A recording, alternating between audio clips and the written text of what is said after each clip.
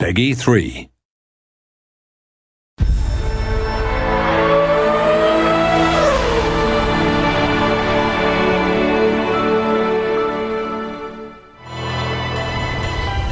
Welcome to the second developer diary for F1 2011.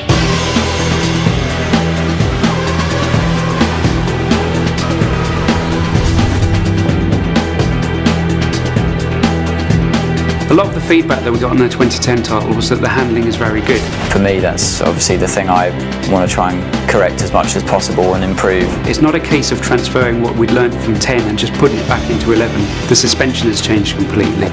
The aero's been updated. You can feel more involved with the car now. So the fundamental race experience is different now for qualifying than it is for the race. Qualifying's about those golden 2 laps, getting it right, hanging the car out there, really pushing it, really attacking the curbs, which you couldn't do last year. You can in 11.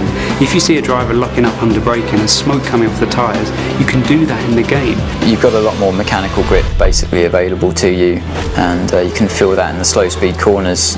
I think it's fair to say last year we were trying to balance handling and AI at the same time, whereas a year later we've already got that foundation there. The easiest way to look at the AI this time around is they're more dynamic in their decisions. In F1 2010 they would often make the right decision, but then that situation would change and they were committed to a course of action, whereas in F1 2011 they're aware of all the variables, all the surroundings, and they're able to adapt their responses on the fly if things change. It's about them being in sync with the player, following the rhythm of the race. You know, they'll go for an overtake, you know, a bit of draft, and all of a sudden that side of the track's not the right one to be on. They're much more likely to pull back in rather than just try a crazy move around the outside. I mean, they can certainly make mistakes.